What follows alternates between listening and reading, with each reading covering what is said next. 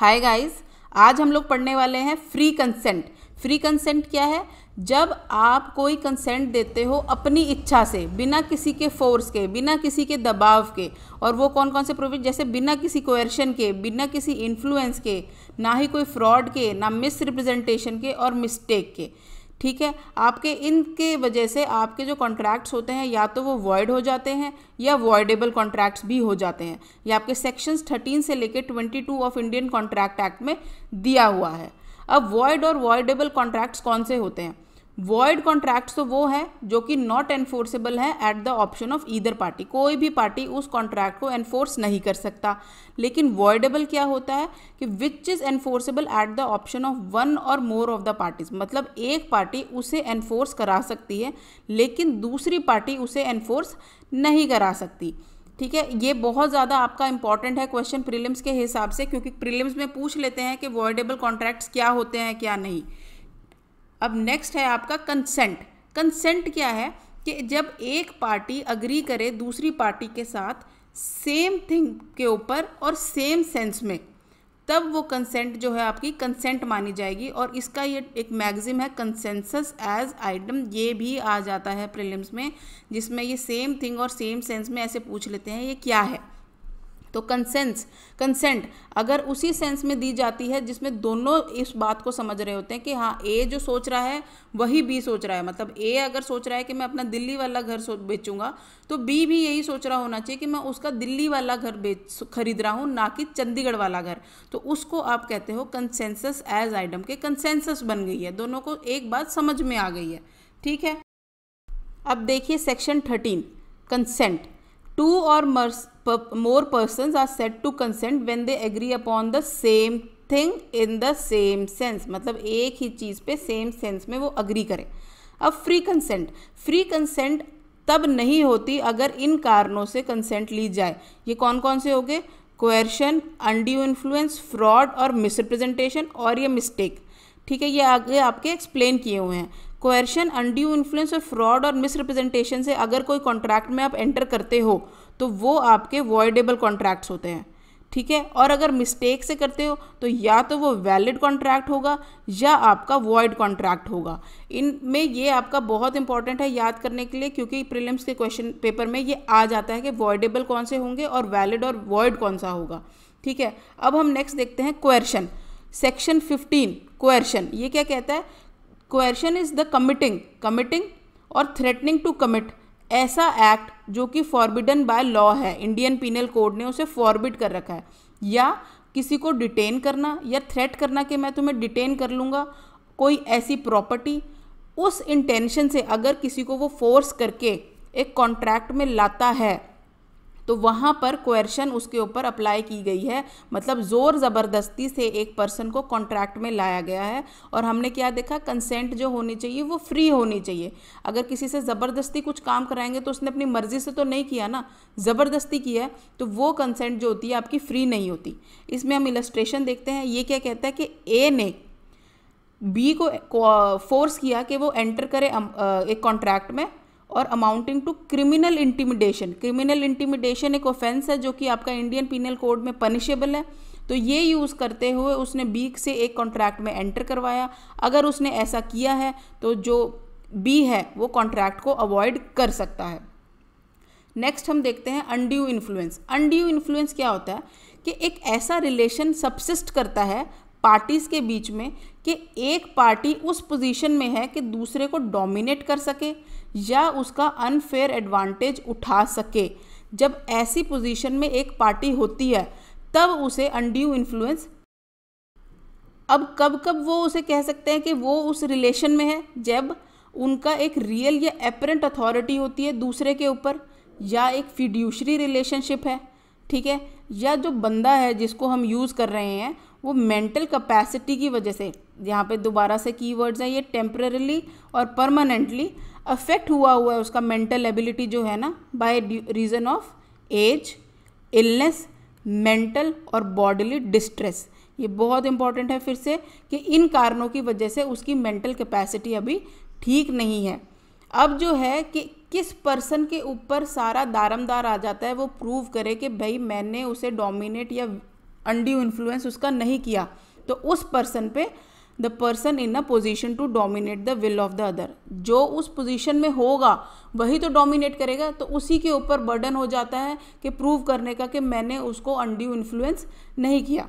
अभी के इलस्ट्रेशन देखते हैं, ये क्या कहता है कि ए ने अपने बेटे को पैसा दिया जब वो बच्चा था, अब बी जो है बड़ा हो गया, अब ए ने पेरेंटल इन्फ्लुएंस को यूज़ करते हुए, अब हमारे पेरेंट्स का हमारे ऊपर रोब तो होता ही है ना, तो उस पेरेंटल इन्फ्लुएंस को यूज़ करते हुए बी से एक बॉन्ड ले लिया कि तू मुझे ज़्यादा बड़ा अमाउंट देगा, ठीक है। तो ऐसा जब एक कोई बॉन्ड ले लेता है कि भाई तुझे मुझे ज़्यादा पैसा देना है, तब उस टाइम ए ने अपनी पेरेंट की होने की पावर यूज़ करते हुए ए के ऊपर इन्फ्लुएंस किया, अनड्यू इन्फ्लुएंस किया, जो कि सही नहीं। अब नेक्स्ट है आपका फ्रॉड। फ्रॉड मतलब हम फ्रॉड से ही समझ देते हैं, बचपन से ही हम बोलते हैं तू फ्रॉड है, ये है वो है। तो वो क्या होता है, जब कोई पार्टी ना दूसरे के साथ धोखा करके, कनाइवेंस करके अगर किसी को किसी कॉन्ट्रैक्ट में लाता है, या अपने एजेंट के थ्रू किस इंटेंशन से इंटेंशन आ गई दूसरे को धोखा देने के लिए, तो उसमें हम कहेंगे कि उसने एक पार्टी को फ्रॉड से उस कॉन्ट्रैक्ट में लाया है। जैसे कि अब ये आपके एग्जांपल्स हैं, कैसे कि भाई कोई ऐसी सजेशन हम देते हैं जो हम बिलीव करते हैं कि वो ट्रू नहीं है, या कि active concealment of a fact, जब कोई फैक्ट की कंसीलमेंट होती है तब कि भाई हमें पता है कि सच्चाई क्या है लेकिन हम बताते नहीं हैं उस टाइम पे, या कोई ऐसा प्रॉमिस बनाते हैं जिसमें हमारी परफॉर्म करने की इंटेंशन ही नहीं है, ठीक है, उन वाले केसेस में, या कोई ऐसा एक्ट जो फिट हुआ हुआ डिसीव करने के लिए, भाई धोखा देने के लिए ही बना है उसमें, या एनी सच एक्ट और omission as the law specially declares to be fraudulent, ठीक है, कि कोई ऐसा एक्ट या ओमिशन जो लॉ ने ही डिक्लेयर किया है कि ये फ्रॉडुलेंट ही है, उस एक्ट को भी, उस कॉन्ट्रैक्ट को भी हम यही कहेंगे कि फ्रॉड ही है। अभी एक एक्सप्लेनेशन है, ये क्या कहता है, mere silence as to facts likely to affect the willingness, कोई ऐसा साइलेंस जो दूसरे पार्टी की विलिंगनेस को कि भाई कॉन्ट्रैक्ट में आना है या नहीं है उसको अफेक्ट करता है, is not fraud unless the circumstances of the case are such that कि it is the duty of the person to speak, कि अगर ऐसा कोई सर्कमस्टांसेस नहीं है कि उसकी ड्यूटी नहीं है सच बोलने की, बस ये है कि वो चुप खड़ा रहा कि भाई जो लेना है ले लो, तुम्हारी मर्जी है, मैं क्या बताऊं, लेकिन अगर उसकी ड्यूटी है बोलने की तब वो फ्रॉड माना जाएगा, अगर उसकी ड्यूटी नहीं थी बोलने की तो उसकी बात को फ्रॉड नहीं माना जाएगा। अगर आपको इसमें फिर से कोई डाउट आया कमेंट में लिख सकते हैं। अब जैसे इलस्ट्रेशन है, ए ने ऑक्शन के द्वारा एक हॉर्स को बेचा बी को, ठीक है, जो ए को पता था अनसाउंड माइंड का है, ठीक है, ए ने बी को कुछ नहीं बताया कि भाई हॉर्स अनसाउंड था या नहीं, तो दिस इज़ नॉट फ्रॉड।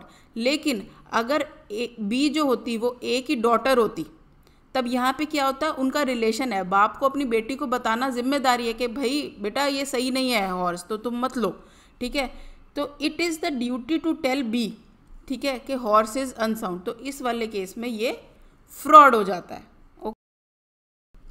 अब हम देखते हैं मिस रिप्रेजेंटेशन।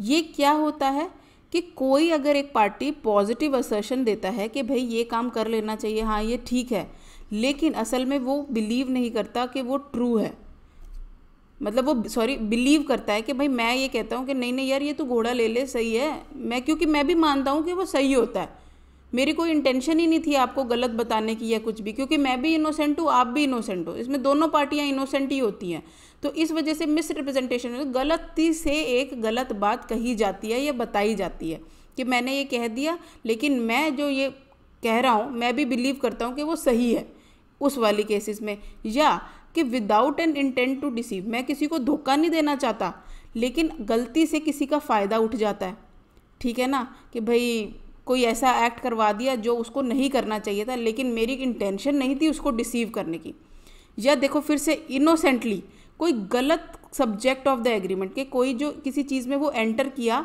वो करना नहीं चाहिए था, सब्जेक्ट ही जो हमारे कॉन्ट्रैक्ट का वो सही नहीं था, गलती से उसको फिर से उसके अंदर एंटर करवा दिया गया, तो ऐसा वाले केसेस में जो होता है ना कि गलती से हम कंफ्यूज हो जाते हैं कि असल में उसकी इंटेंशन डिसीव करने की थी या नहीं थी, वो इनोसेंट था या नहीं था, उन केसेस को आप मिस रिप्रेजेंटेशन कहते हो।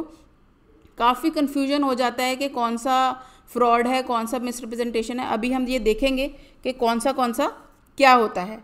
बस एक बार ये देख लेते हैं कि वॉइडेबिलिटी क्या होती है, कि जो भी एग्रीमेंट्स अभी ऊपर जो हमने देखे वो फ्री कंसेंट से नहीं होते हैं, कि कॉज्ड बाय कोएर्शन, फ्रॉड और मिसरिप्रेजेंटेशन, तो वो जो कॉन्ट्रैक्ट होते हैं आपके वॉइडेबल हो जाते हैं at the option of the party whose consent was so caused. ठीक, अब इसमें जो एक्सेप्शन है वो देखने वाली है कि अगर कोई मिसरिप्रेजेंटेशन हो गई या फ्रॉड के टाइम वो साइलेंट रह गया, जैसे सेक्शन 17 में था, तो वो वाले कॉन्ट्रैक्ट्स आपके वॉइडेबल नहीं है। अगर जो पार्टी है उसकी जिसकी कंसेंट ली गई थी इन चीज़ों को यूज़ करते हुए, वो डिलीजेंस से ट्रुथ को डिस्कवर कर सकता था। अगर ऐसा कुछ है, मतलब वो कैवेट टेम्प्टर होता ना कि किसी ने किसी को प्रॉपर्टी बेची तो उसकी भी ड्यूटी बनती थी, और अगर वो उस डिलीजेंस से अपने उस कॉन्ट्रैक्ट को हटवा सकता था, उसमें एंटर नहीं हो सकता था, तो उन केसेस में अगर कोई मिसरिप्रेजेंटेशन या फ्रॉड भी यूज़ करता है तो वो कॉन्ट्रैक्ट्स आपके वॉइडेबल नहीं होंगे। ठीक है, अब ये है आपका एक इलस्ट्रेशन है। ये क्या कहता है, A intending to deceive B falsely represent, कि भाई मेरे जो 500 मॉन्ड्स ऑफ इंडिको है वो मेरी फैक्ट्री में एनुअली बनते हैं, कि उसको धोखा देने के लिए ए को, बी को उसने ना बोल दिया मेरी तो फैक्ट्री में यार बहुत सारा उग जाता है, तो ना तू ले ले मेरी फैक्ट्री, तो ए ने बी को प्रॉपर्टी वो बेच दी, तो ये जो कॉन्ट्रैक्ट था वो वॉइडेबल हो जाता है at the option of B, कि भाई बी अब कह सकता है कि मुझे तो धोखे से, असल में तो यहाँ पे 100 मॉन्ड्स ही आते हैं, तो इस वजह से जो बी है वो उस कॉन्ट्रैक्ट को खारिज करवा सकता है, वो उसकी ऑप्शन पे हो जाता है कि उसे जाना है कि नहीं। कभी क्योंकि कभी कभी क्या होता है, मान लो मैंने किसी को एक प्रॉपर्टी बेच दी 10 लाख की, ठीक है, वो असल में उसकी प्रॉपर्टी की वैल्यू थी 5 लाख, लेकिन जैसे ही मैंने बेची 2 दिन में वो 50 लाख की होगी, तो क्या वो दूसरा प्रॉपर्टी जिसको मैंने बेची वो बेचना चाहेगा? नहीं। तो ऐसे में अगर कभी फ़ायदा भी हो गया होता है तो आपको ना वॉइडेबल हो जाता है, वो ऑप्शन मिल जाती है कि उस कॉन्ट्रैक्ट को ख़त्म करो या ना करो। सेक्शन 19A ये सिर्फ अनड्यू इन्फ्लुएंस के बारे में है। ये बताता है कि the agreement is a contract voidable. अगर कोई भी कॉन्ट्रैक्ट जो है वो आपके अनड्यू इन्फ्लुएंस से आया होता है तो जो आपका कॉन्ट्रैक्ट होता है वो वॉइडेबल हो जाता है। ठीक है, अब हम ये देखते हैं फ्रॉड और मिसरिप्रेजेंटेशन में थोड़ा और बेहतर, मतलब उसे समझने की कोशिश करते हैं। फ्रॉड क्या कहता है, only active concealment amounts to fraud, मतलब कि आपने जानबूझकर कुछ ऐसा किया है कि उस दूसरी पार्टी को फ्रॉड करने के लिए, तो उसी को हम ये कहेंगे कि फ्रॉड है। एक ये बहुत फेमस केस है डेरी वर्सेस पीक का। इसमें जो थे ना कि डायरेक्टर्स थे जो कंपनी के, उन्हें लगता था कि ये ना ट्रैमवेज रन करते थे कि हमारे पास परमिशन है ट्रैमवेज को रन करने की with steam and mechanical power, लेकिन इन रियलिटी उनके पास ना ये परमिशन थी नहीं। उन्होंने कॉन्ट्रैक्ट उठा लिया कि हाँ हमारे पास तो ये पावर है, तो इसमें असल में उनकी कोई वो मतलब इंटेंशन थी ही नहीं डिसीव करने की। उन्होंने कॉन्ट्रैक्ट इसीलिए किया था कि उन्हें लगता था उनके पास है।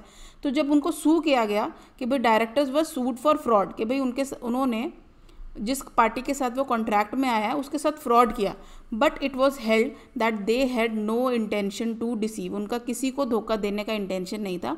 उन्हें सच में लगता था कि जो हम कॉन्ट्रैक्ट में आ रहे हैं वो है हमारे पास, लाइसेंसेस उस चीज़ के लिए हैं, ठीक है, लेकिन अगर इंटेंशन ही नहीं था तो फ्रॉड कैसे होगा? फ्रॉड के लिए तो इंटेंशन चाहिए ना धोखा देने के लिए, क्योंकि आपको सच पता होता है पर आप सच बताते नहीं हो।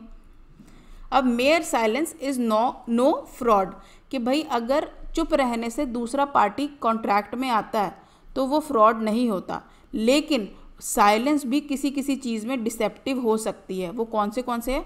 जब एक पार्टी को दूसरी पार्टी की तरफ ड्यूटी होती है बोलने की, ठीक है, जैसे कि इंश्योरेंस कॉन्ट्रैक्ट जो होता है उसमें हमें बताना होता है कि भाई मेरे को तो ना बाकी सारे इंश्योरेंस कंपनियों ने मना कर दिया है या मैं बीमार हूँ ऑलरेडी, तो जहाँ पर आपकी ड्यूटी होती है, ट्रस्ट और कॉन्फिडेंस होता है, उधर आप नहीं बताते हो, तो कोई कॉन्ट्रैक्ट अगर आप एंटर करते हो तो वो आपका फ्रॉड माना जाएगा। अगर हम बिना बताए इंश्योरेंस पॉलिसी ले लें कि हम तो भाई बहुत ज़्यादा बीमार हैं, 1 साल का भी नहीं पता, तो उस केसेस में ये माना जाएगा आपने फ्रॉड किया है।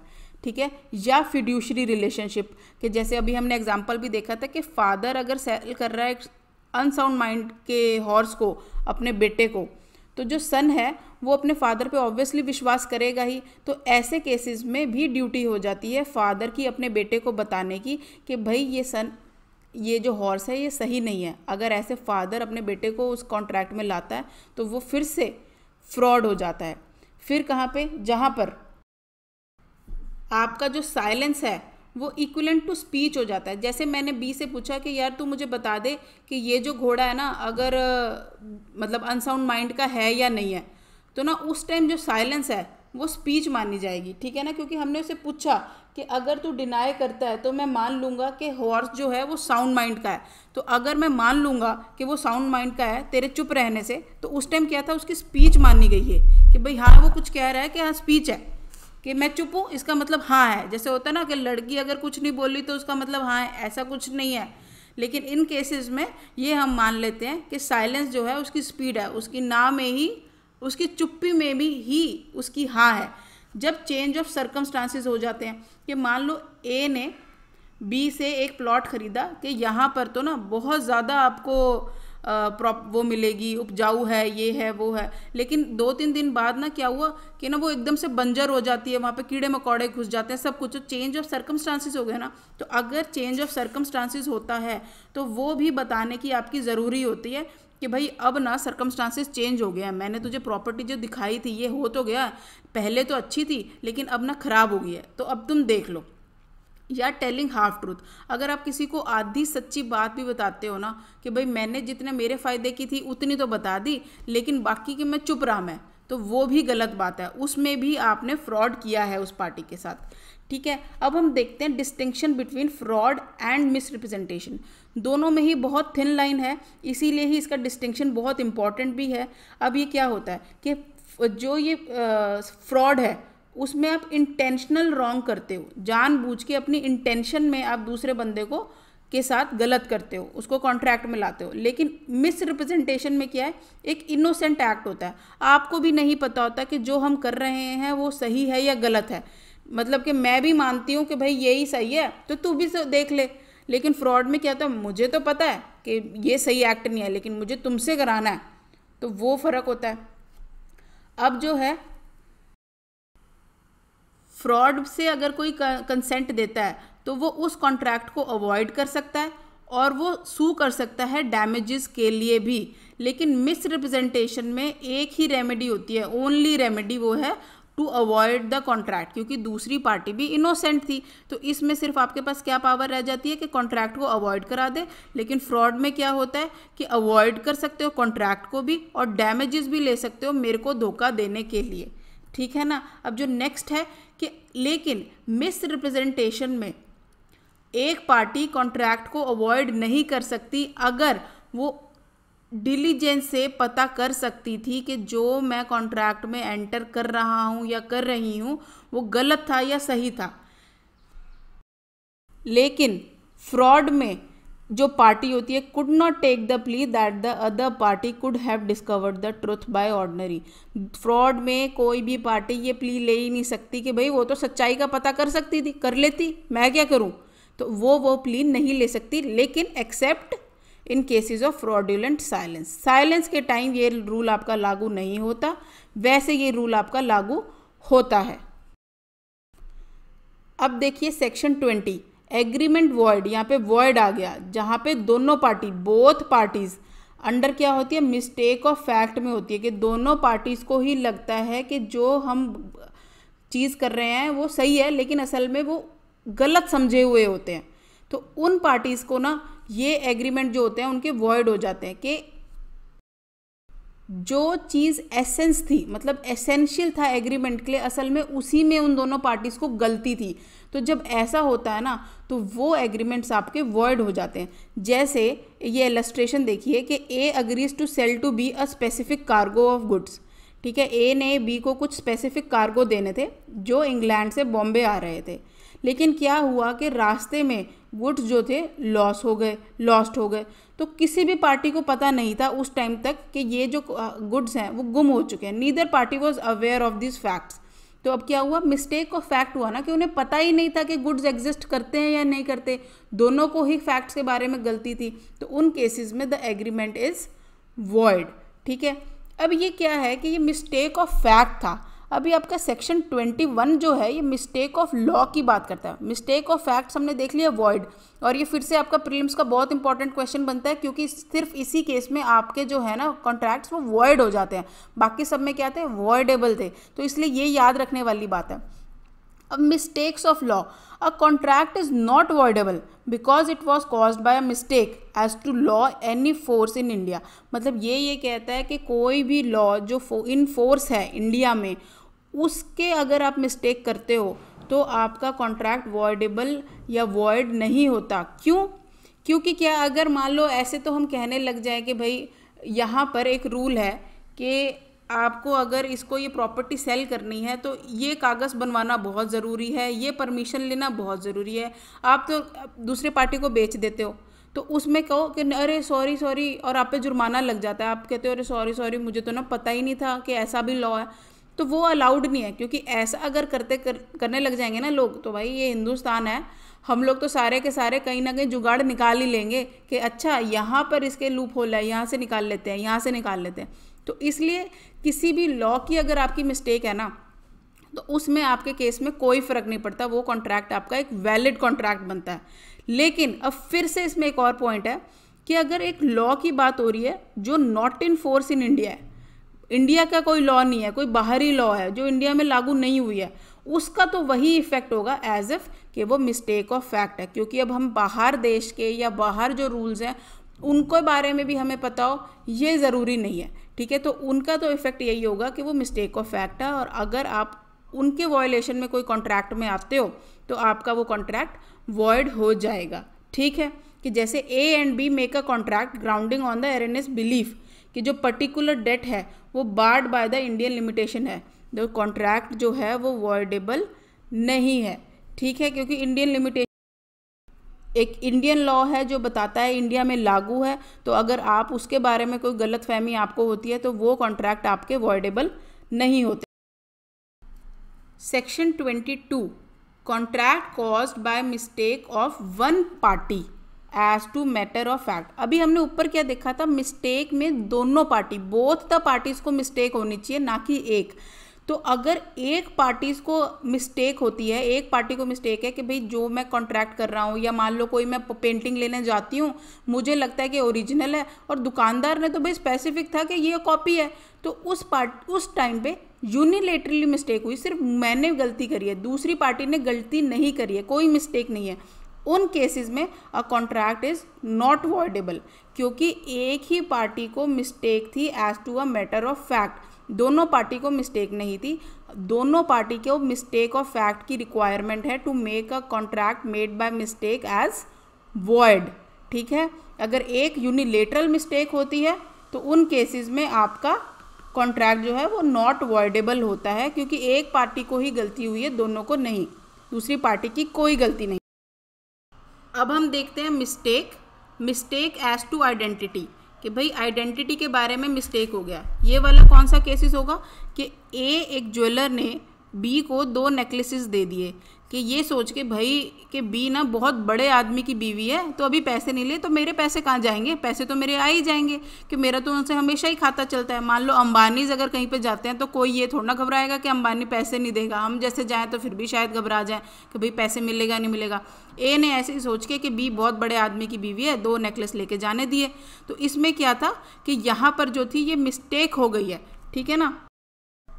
2 ये यूनिलेटरल मिस्टेक थी, लेकिन अगर किसी को किसी की आइडेंटिटी के बारे में मिस्टेक हो जाता है ना, तो वो कॉन्ट्रैक्ट्स आपके वॉइड हो जाते हैं, ठीक है। अब नेक्स्ट आपका मिस्टेक होता है सब्जेक्ट मैटर में, कि अब दोनों पार्टीज जो है एक कॉन्ट्रैक्ट में आते हैं कि जो सब्जेक्ट आपका उस दिन एग्जिस्ट कर रहा था, कि भाई मैं तुझे फलानी चीज़ बेचना चाह रहा हूँ, या मान लो घोड़ा जो है वो बेचना चाहता हूँ, लेकिन जब वो कॉन्ट्रैक्ट में आ रहे थे उन्हें पता ही नहीं था कि वो घोड़ा उस टाइम तक मर चुका है, तो वो जो है उस टाइम भी उनको मिस्टेक ऑफ फैक्ट्स हो गया, तो आपका जो कॉन्ट्रैक्ट हो जाएगा वो वॉइड हो जाएगा, ठीक है। आइडेंटिटी गलत किसी के बारे में समझ में आ रहा है तब, सब्जेक्ट मैटर जो एग्जिस्ट ही नहीं कर रहा है उसके बारे में आप कॉन्ट्रैक्ट में आ जाओ तब अगर वो आप करते हो तो वो वॉइड हो जाता है। और mistake as to nature of promise, ये है plea of non est factum, ये मैक्सिम्स बहुत ज़्यादा इंपॉर्टेंट होते हैं क्योंकि आपके पेपर में डायरेक्ट आ जाते हैं, तो आप जितना कोशिश हो सके याद रखिए इन्हें। तो ये नॉन एस्ट फैक्टम क्या कहता है, the mind did not go with the pen. ये बेसिकली उन केसेस के लिए है जहाँ पर आप कुछ डॉक्यूमेंट पे सिग्नेचर कर देते हो और फिर बाद में आपके पास ऑप्शन आ जाती है कि भाई ये कहने की कि ये मैंने जो कॉन्ट्रैक्ट साइन करा है ये मिस्टेक में साइन, जैसे कि किसी को दिखा के कि भाई आपका तो ना बैंक में अकाउंट खोल रहे हैं और ये कहकर उसे उसकी जायदाद पे सिग्नेचर ले लें, विल पे सिग्नेचर ले लें, तो वो जो सिग्नेचर्स होते हैं तो धोखे से लिए गए हैं या बताया नहीं गया है। ऐसे में जब आपकी मिस्टेक होती है कि ये कागज़, क्योंकि ना कागज़ एक डॉक्यूमेंट्री एविडेंस हो जाता है जिसकी बहुत वैल्यू होती है, तो अगर ऐसे केसेस हो जाते हैं ना जहाँ पे किसी के साथ धोखा किया गया है, ठीक है, कि बताया ही नहीं गया कि हम कौन से एग्रीमेंट पे या कॉन्ट्रैक्ट पे डॉक्यूमेंट पे आप पे साइन ले रहे थे, उन केसेस में ये वाला प्रोविज़न आपका ना इसलिए लाया गया ताकि जो लोग होते हैं इलिटरेट होंगे या ब्लाइंड होंगे उनको ना सेव करने के लिए कि उनके साथ धोखा ना हो सके, उन्हें सच्चाई बता करने, क्योंकि वो देख नहीं सकते, समझ नहीं सकते, तो उन्हें जब अगर सच्चाई कोई पढ़ के बताता है या कुछ भी, तब वो कह सके कि ये मैंने नहीं किया है।